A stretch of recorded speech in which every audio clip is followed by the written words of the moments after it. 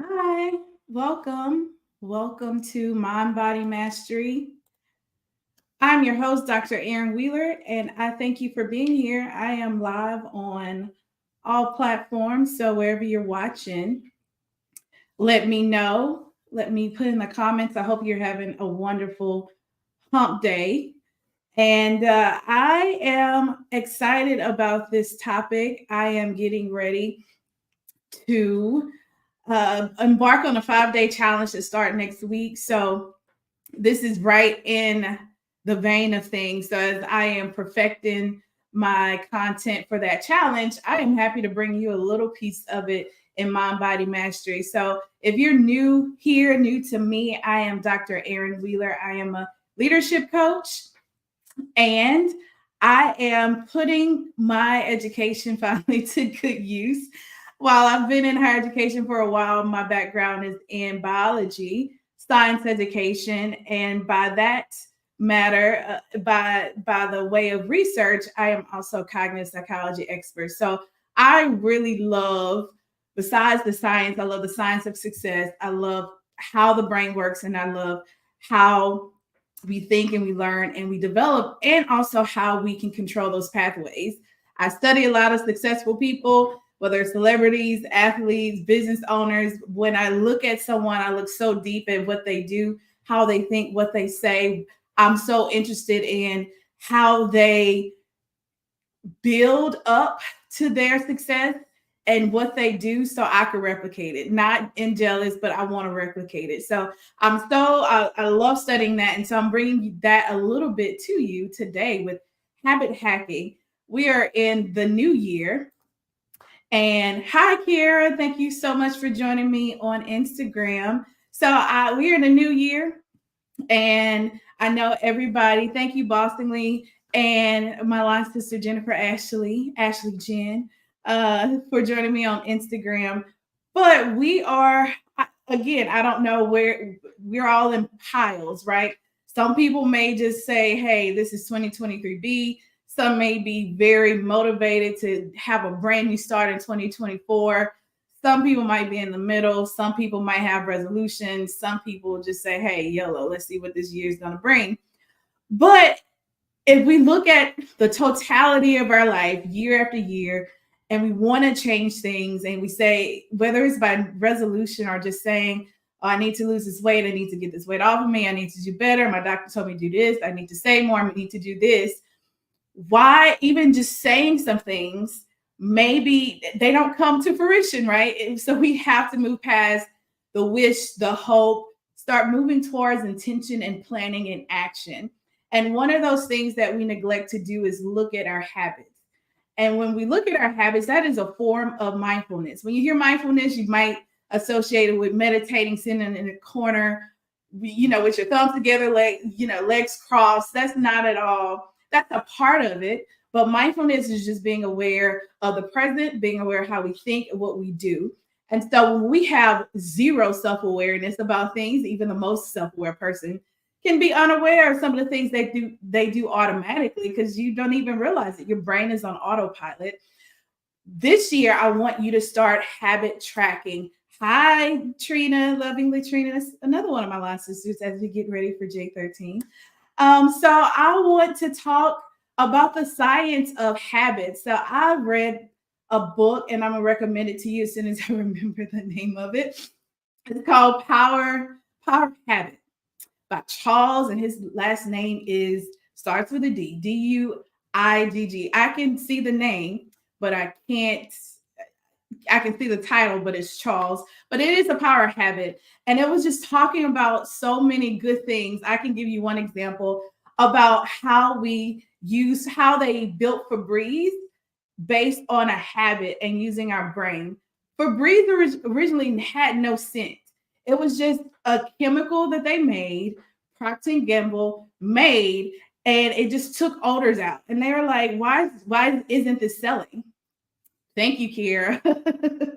um, why isn't this selling? And so they tested it and tested it. And so this lady, they was like, okay, you're using it the most. You're like one of a few people. What are you doing? She was like, well, I started to use it as part of my routine. And so once I cleaned, I just sprayed it and it just started me. I just started to straighten up when I sprayed it. So, okay, that's good. And so, in order to get more people to use it, they added a scent because it didn't have a scent. It didn't trigger unless you were a cleaner. Everybody else is like, okay, I don't know what the big deal is, but they use the power of habit. So once people smell Febreze, if you smell, you feel like you clean the whole house as soon as you spray Febreze on something, right? So once you spray Febreze, the scent triggers something, and you have this. It's clean. And so you get into the habit of, even if it's just straightening a little. And so Febreze, from that moment they added the scent, they went to $1 billion business. But that is the power of habit. That is the power of using how the brain sees, smells, tastes, all of that stuff. The reason we have mint in toothpaste, mint does nothing. It might freshen your breath, but the when you taste that the mint, you're like, oh, I have a clean mouth. I feel refreshed. If toothpaste had nothing, we probably wouldn't be cued to brush our teeth and even feel the difference of brushing the teeth. So that's just a couple of examples of how businesses have habit hacked their way to success. But I want to talk to you about hacking your way to your own success and even making your own money and being aware of how people sell us on things. That is the real thing. So the neuroscience behind habits is really simple. I'm not going to go into neuroscience on this, but it's really just remember two things. It is about habit loop. It is a cue, a routine, and a reward. So, for example, the cue is you sit down. I know I am guilty of it. You sit down. My reward at night when I'm done with my work is to sit down and watch sci-fi that I probably watched 1,000 times. But when I sit down, I can sit down with my tablet and I need something crunchy. And that crunch just does something for me, right? And then I am happy, so happy to eating whatever I'm crunching on, whatever is I'll talk about that in a minute. But that's my routine. The cue is me sitting down, grabbing my iPad, choosing something to watch, but the reward is that feeling of just being relaxed. It's the end of the day. It's my time. I don't have to think. I don't have to do business. Like that is my happy place. That in itself isn't bad, but it's what it's doing. So habits can be good and bad, but we have to understand why our brain does this. Our brain really has a habit and a routine because we need to conserve energy, right? So it goes all the way back to evolutionary times, hunters and gatherers. Once they were able to find a path to get the food, our brain started to evolve more and say, okay, we're good. Y'all know how to hunt. Y'all know how to gather. Y'all know how to find food. Do that. So we don't have to use that much energy. And so it left our brains open to being able to create and to innovate, not just to survive. In our brains now, we happen to have our brains is, for lack of better words, moldable. Our brain cells don't just stay one way. We have, for good or for bad, we have the power to retrain our brains. Our brains can grow. We can increase our capacity to learn, to create. We're not just born one way and our brains just stay the same. No, we have a power to do that. It's called plasticity, which is why habits can be broken and can be used to help us if we're aware of what habits we need to break. How do we break bad habits? Breaking Bad. That's my favorite show, but breaking bad habits. Let's start with the triggers. We have to be mindful of what our triggers are. And it takes if I could give you one piece of advice for the new year, just focus on one thing. Don't try to overhaul your whole life. Just focus on one little thing. If it is weight loss, break that down to what you eat and how you move. So for me, one of the things the biggest habits that I feel like has helped me over the years is how I shop and what I keep in my house. Because I do love sweets to the point where I have asked for divine intervention to help me with my sweet tooth. And I love cupcakes, specifically cupcakes. So how I shop, I can't bring any of that stuff in my home because I know I don't have the discipline for it. So I started shopping, which I don't know if it's called a certain thing, but I started shopping on the outer edges of the grocery store. If you notice, every grocery store you go into, the outer edges is your dairy, your fresh fruit, your fresh fruit, your vegetables, and you move to your meats, your fresh meats, and then you have your dairy, your fresh cheeses. All of the processed stuff is in the middle. So I have to strategically say, if I need something, it could just be pasta, it could be like chicken broth or something like that. But I'm not going down the chip aisle. I'm not going down the cookie aisle. I'm not doing anything, any of the box stuff, the macaroni. I'm not doing any of that. And I'm forcing myself to go and shop and create recipes that's only from the outer aisle. I started to do that about 7 or 8 years ago. And I've been able, so when we do that, the trigger is once I hit the grocery store, I'm going to immediately go to my right. That's usually fresh fruit and vegetables. I'm going to go around. And so that's been, so I automatically do that. I have to double back, look at my list and say, oh, I need something from this middle aisle over here. So that's recognizing. So I recognize my habit. I recognize that I have a sweet tooth. I recognize my trigger, which is stress eating. I actually eat like cupcakes when I'm stressed and when I'm happy, which presents a problem all its own.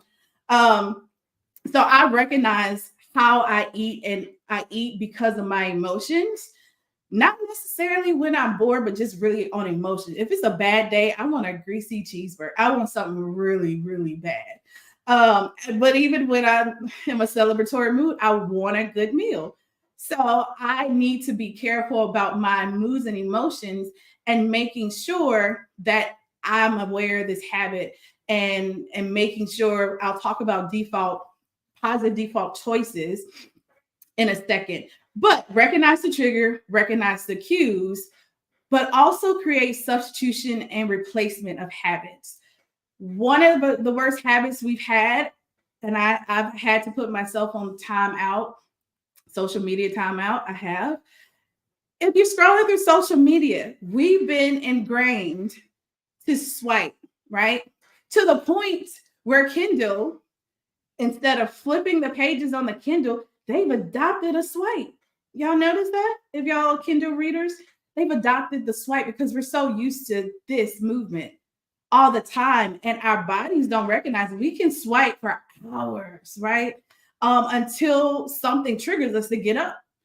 And so I've had to put myself, like 6 months out of last year, I put myself on a time out, like a literal downloaded a software, put um put a lock in a time, and then if I needed to break it, I had to pay, which I'm not paying some person in Germany who created it because I want to no, not going to do that. But we have to be mindful. So if you want to do, for this example, the substitution replacement, I've even started this, is to actually I move my Kindle to the front of my screen so I don't get in the habit of picking up my phone, going immediately to Instagram because I get distracted easily. Even if I'm going to set an alarm, or just even going, like this morning, I was trying to put on music and I realized I'm in Instagram. It's a habit, right? We don't even recognize that we do. So for me, if I'm bored and I open my phone, my Kindle is right there. And so now it's my goal to immediately go to my Kindle so I can read more and stay off of social media unless I have to do it for business or set a time. So that is the substitution. The scroll is the habit, but what are we scrolling makes the difference. So we replace the scroll of social media with the scroll of a Kindle book. It could be anything. You can replace it with, I'm trying to do more color and be more creative to just be a little bit freer with my thought, or to just daydream a little bit more to free myself of thinking and to get a release. So it could be anything. Habits could be good or bad. It's just a matter of what those habits are leading to. So mindfulness is a way to break bad habits as well. Habit tracking is one thing. So one thing that you want to do, drinking more water, walking more. That step counter is a way to be mindful. When you look at it, you see, I only moved, I only had 5 steps today. That means you actually have not gone anywhere. But that is helping you to be mindful in the moment. What's happening right now? So mindfulness is not, again, not just meditation, but being aware in the present. What's going on with me right now? And so for habit tracking, if you just bring attention to it, you're being a little bit more intentional. So marking off how many glasses of water you do. For me, I have to do, I know I have a quart jar, and I know how many jars, how many times did you fill this up today? Or I have a jug of water that's marking, so I know immediately how much I've had, but it's still habit tracking, and you're making yourself be aware of your behavior and also the outcomes, and actually seeing, I did drink a lot of water. No, you didn't. You only had that one little one little bottle today, and you psych yourself out like, I did walk. No, you really didn't. You've been here. You didn't go to the store. You didn't go out.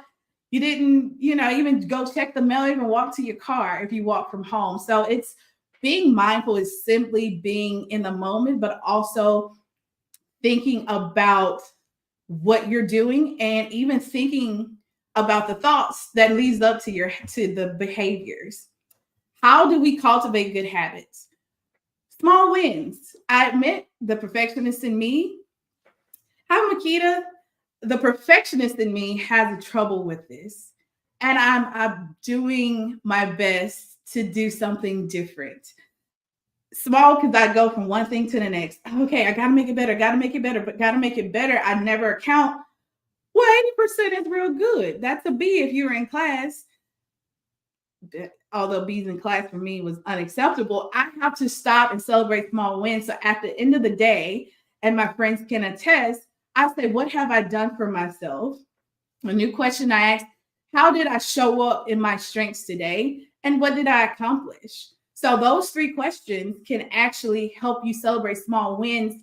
And so if you're depressed or you defeated at the end of the day because you've been in the day went by in such a blur, and you're like, what have I done? I'm so tired. Once you think like, oh, I was in that hour-long meeting that just went left, like that's where a little piece of my energy. And I'm proud of myself because I didn't even curse anybody out.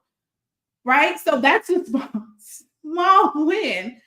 I held my tongue and I kept a great attitude and I smiled and I did like small wins. And so besides writing it, one of my goals this year is to have a jar. And this is also connected to my spiritual life. When I pray and I want to, and I kind of forget, like, oh my God, okay, well, God, you saved me all these times, all these little times when I say, hey, I need this, I need that, I need this idea, I'm confused here, I need this to work, I need a way out. I have a prayer jar, but also I have a little way written documentation in my journal. I have a section that's like, what are my wins? And so I have a place already, my January wins, where I go through and say, what did you get through? You got through this, you did the lives, you've been on IG Live twice this week, you did this, you did that. And it's the dopamine. That's where the dopamine comes in. That's the happy hormone that we connect to habits. So when we feel good, that dopamine is really high. So consider again a habit of gratitude. That's a way to celebrate small wins. And so when you have that, when you put 3 things down and you say, okay, I'm extremely grateful, that triggers a dopamine release and it reinforces positive behavior. And now you can associate gratitude writing in your journal with feeling good, and you gravitate to places where we feel good. Consistency and routine. This is something that I have to, again, being honest, in my transition from full-time work to entrepreneurship, I was so dysregulated in the last year. I felt like I was going out of my mind because I didn't know whether I was coming or going. Imagine working 40, 50-hour weeks plus a side hustle for nearly 10 to 15 years. And then you go from, wow, I can control my own time. So all of my routines, like I'm like, oh my God, I'm late. For what? You don't even have a meeting on your calendar. Like, what are you doing, Erin? And so consistency and routine is the bedrock.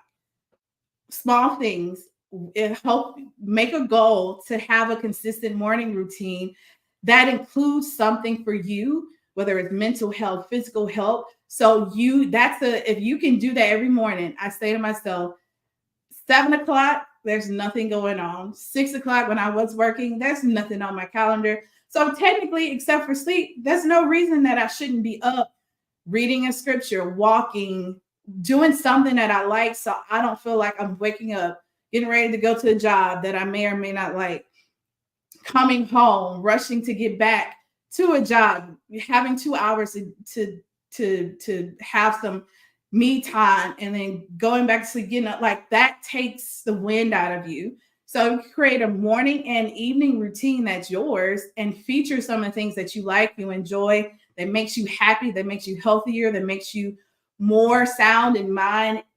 Make sure you make those capstone routines. And it's the trial, right? I'm test running a routine. Like I said, I was dysregulated 2023. This year, it's a trial run of things. And so for me, it's to get up and do something. So if you're getting up to do something, I say make tea. By the time my water's boiling for my tea, I found out that I want to empty the dishwasher, or I want to put on some music. I make a choice, gonna put on worship music. And then, okay, well, I'm gonna sit down and enjoy my tea. That's my journal reading time. So it's a routine. You just need that trigger to cue the habit loop. And then once you get out of that habit loop, if you don't do it, feel how you feel when you don't do it. That sends you back. Why am I off today? Because I had a rough morning. I didn't do what I usually do. And so that again sends you back to say, I want to be in that happy place where I know I'm at my best. And that's when you know you have to do this, or else you know the results. Social environmental influence is a good way to improve habits. Who are you with? Are your friends and family a good influence on you? If your friend says, "Hey, I'm going to the gym," and he's like, "Oh, girl, I called you to go out for happy hour," like you should feel a kind of way. But if both of y'all say, "I'm calling you for happy hour," and this keeps happening, then that might be part of your habit. People around us automatically influence what we do for ourselves. So if your friend circle, if you make a goal this year to actually do well, hold each other accountable, you're going to be more likely to to either improve on that habit, make some success in whatever area you're shooting for, whatever goal you're having. And lastly, setting positive default choices. I talked about my grocery store routine, but setting positive defaults. If you know that for me, again, I love cupcakes, I love sweets, I love chocolate, I love candy. If it's smaller, the better, right? I can't keep that in my house. So if I'm hungry or if I need to cook something, I only have what I'm going to have. I've worked my way down from white sugar, which is a huge win. So I don't keep white sugar at my house. You might have sugar alternatives, something else. I don't keep fried food. I don't make a habit to fry anything. If I really want fried chicken, I just went to Brother Sunday. That was my treat for probably the next 6 months. But you have to start setting positive defaults. Take away things that tempt you, or either add things that you need to make some good choices. Exercising for me, I want to get to a point where I am a gym rat. Right now, that is not it. So it's a struggle for me. One of the barriers that's in my way is not having my gym clothes in one spot. I need to wash them all together. I need to fold them all together, and they need to be in one spot. Preferably, they all need to be together in order for me not to cop out and say, "My God, I got to toss, going through and find a shirt and find the bra and find this." That really is a stumbling block for me. So you have to set positive choices. For me, it has to, again, The night before, I might have to put all of my stuff out, set the intention I'm going walking, what time I need to be out the door, what time I need to be back. That is setting positive default choices. So you don't have any, you don't even have to, your brain doesn't even have to make the choice between a piece of fruit and a chocolate bar. You don't have a piece of fruit. And then once you eat the piece of fruit, if you keep telling yourself, hey, this is good for me, I feel good, I don't feel sluggish, I don't, I don't feel out of whack. Okay, that hit the spot. The whole I need something sweet after you eat something salty, and then you keep on this thing. Well, make sure your something sweet is something healthy sweet. I've been learning how to make desserts, again, the sweet tooth, without all the sugar. That is why IG keeps sending me all of these alternative dairy-free, sugar-free recipes.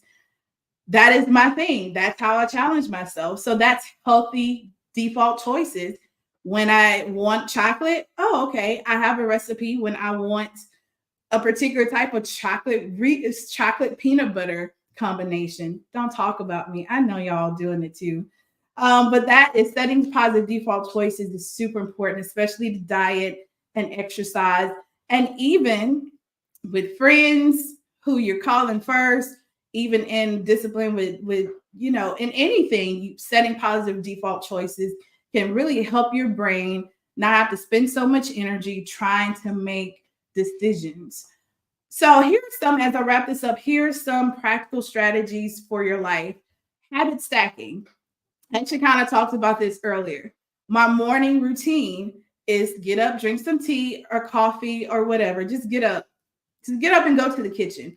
That's all. I made it so simple. But habit stacking, if I'm drinking a glass of water immediately, that's going to give me a little bit of energy back.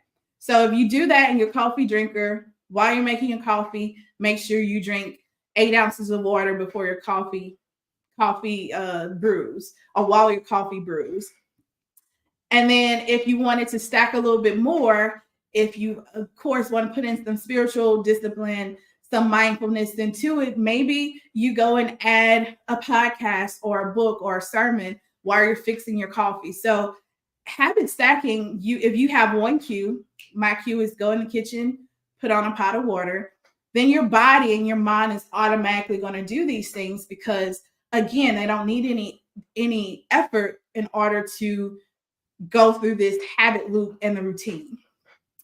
And lastly, implement intention. So for me, if I know to determine if you're really serious about a thing, there's a range of things. So for me, a wish and hope, wish, desire, intention, action. If you're in the intention, I'm setting intentions, I'm actually thinking about it, I'm writing it down, I'm researching, I'm making some action or effort into this thing. And so intention, if you're in an intentional stage, you're going to be more apt to go through and make it happen for yourself. So setting the intention, example, if you want to develop a reading habit, hopefully this year I can get through my 52 books this year and increase it. But think of actually finishing 52 books. I can read 52, but I don't finish them. Probably read more books, but not finish.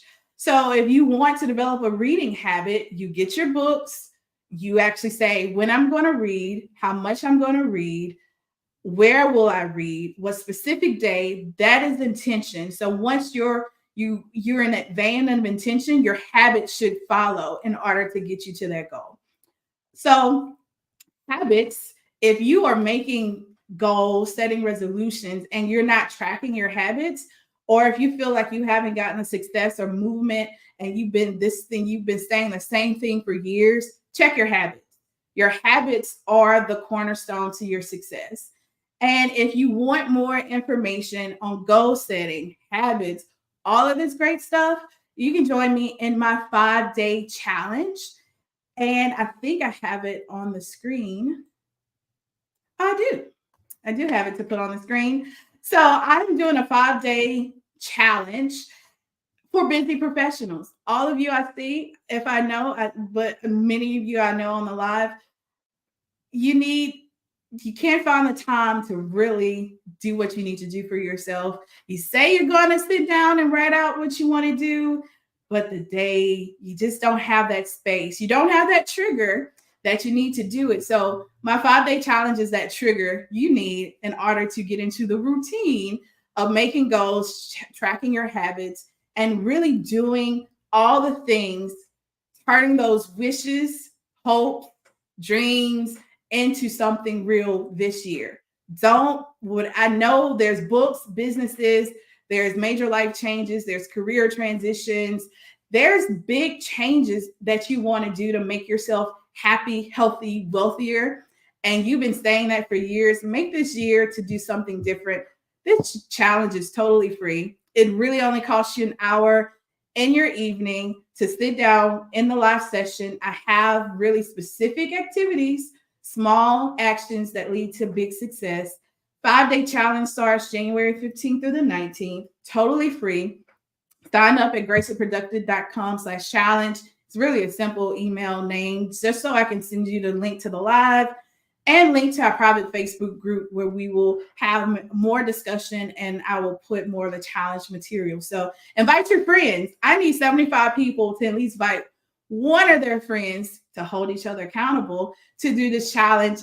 My goal is to have 150 join this challenge with me this time. And so please invite your friends, share this video, share the link, sign up today, because the habit of clicking off and say you're going to do it again never works, right? So if you like this, tomorrow I'll be going live in my Refueling Station live series. I'm going to be talking about decision fatigue, which I just kind of hit on today. But decision fatigue is for the leaders who are the decision makers in every facet of your life. And you just get so tired to where you don't even want to make decisions for yourself. So that is decision fatigue. And that usually hurts us in the worst way possible. So I'll be talking about that tomorrow, how we can get out of it, how you recognize it, and how you can use it to your benefit in terms of leading teams, even in your home, parents, parenting, all of that good stuff all rolls together. So thank you so much for spending this time with me. See you this time next week on Mind Body Mastery. Thank you so much.